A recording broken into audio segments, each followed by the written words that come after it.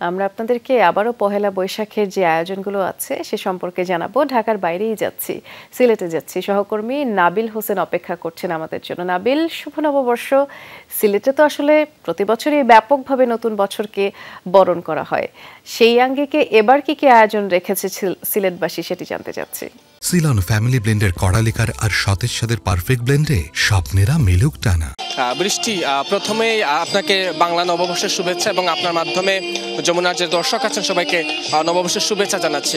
সারা দেশের মতো সিলেটেও কিন্তু সূর্য ওঠার পরপরই আমরা দেখেছি যে যারা সিলেটের বিভিন্ন সাংস্কৃতিক সামাজিক সংগঠনগুলো তারা নববর্ষকে বরণ করে নিতে আসলে নানা ধরনের আয়োজন করছে। আমরা এই মুহূর্তে আছি সিলেটের আনন্দলুকের যে আয়োজন, এবং সেখানে আসলে সঙ্গীতের মধ্য দিয়ে বাংলার যে নতুন যে বছর, নতুন যে দিন, সেই দিনকে তারা এখানে আসলে আগমন জানাচ্ছেন। এবং প্রথমেই আমরা দেখেছি যে বৈশাখের যে আগমনী গান, সেই আগমনী গানের মধ্য দিয়ে এই অনুষ্ঠানের শুরু হয়। এর আগে আমরা দেখেছি যে শিশু কিশোরদের যে সংগঠন, তাদের উদ্যোগে আসলে সিলেটে সকালবেলায় মঙ্গল শোভাযাত্রা হয়েছে, সেখানে সিলেটের ঐতিহ্যবাহী ধামাইল নৃত্য হয়েছে, এবং এসব অনুষ্ঠানগুলোতে নানা শ্রেণী পেশার মানুষ কিন্তু তারা অংশ নিচ্ছেন। এবং যারা এইসব অনুষ্ঠানগুলোতে অংশ নিচ্ছেন তারা একদিকে যেমন বলছেন যে নতুন বর্ষকে আনন্দের সাথে তারা বরণ করছেন, এটা যেমন একদিকে তাদের লক্ষ্য,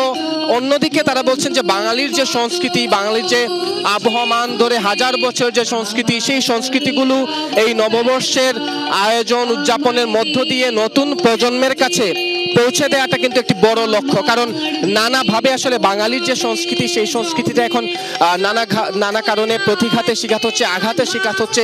সেই আঘাত থেকে আসলে বাঙালির সংস্কৃতিকে মুক্ত করা এবং নতুন প্রজন্মের হাতে বাঙালির সংস্কৃতি যাতে ভালো থাকে, নতুন প্রজন্মের হাত ধরে বাঙালির সংস্কৃতি যাতে আরো এগিয়ে যায়, সেই লক্ষ্যকে কেন্দ্র করে আসলে এবারের সিলেটে যেসব পহেলা বৈশাখের যে অনুষ্ঠানগুলো করা হয়েছে বর্ষবরণে, সেগুলো কিন্তু এগুলো প্রাধান্য পাচ্ছে।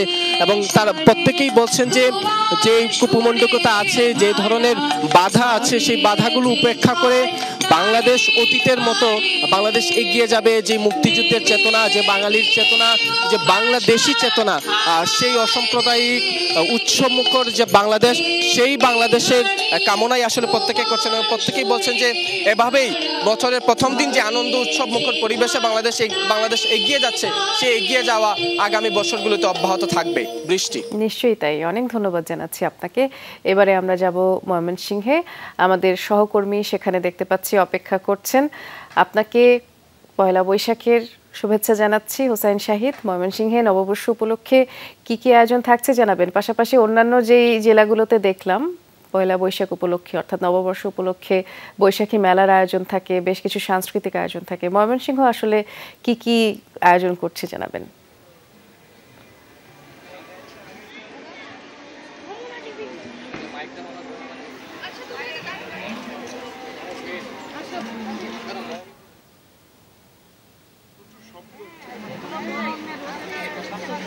এই মুহূর্তে আমি আছি ময়মনসিংহে বৈশাখী মঞ্চের সামনে, ব্রহ্মপুত্র নদের পারে এই বৈশাখী মঞ্চ। এখানে বৈশাখী মঞ্চে অনুষ্ঠানের আয়োজন করা হয়েছে। এই মুহূর্তে একটি একটি মঙ্গল শোভাযাত্রা, সেটি মুকুল নিকেতন স্কুল থেকে শুরু হয়ে এই মঞ্চের দিকে আসছে, খুব কাছাকাছি এসে পৌঁছে গেছে।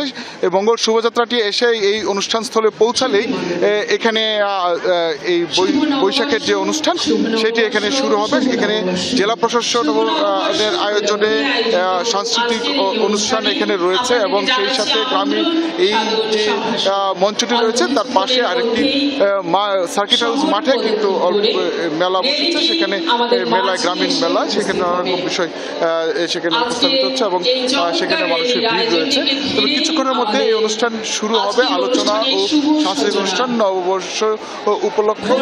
এই যে মঙ্গল শোভাযাত্রা সেটি যখন এই এলাকায় এসে পৌঁছাবে তখনই এটি আনুষ্ঠানিকভাবে যাত্রা শুরু হবে। যারা উপস্থিত রয়েছেন এসব অনুষ্ঠানের মধ্যে তারা যেটি বলছেন তারা চান যে বাংলা এবং বাঙালির যে চিরায়িত উৎসব, সেই উৎসবটি যেন নির্বিঘ্নে করতে পারেন, কোনো ধরনের নিরাপত্তার সমস্যা না হয়। সব মিলিয়ে একটি উৎসব মুখর পরিবেশের মধ্য দিয়ে কিন্তু নববর্ষকে বরণ করে নিচ্ছে ময়মনসিংহের মানুষ। দেখছিলাম আমরা। শাহিদ, ধন্যবাদ জানাচ্ছি।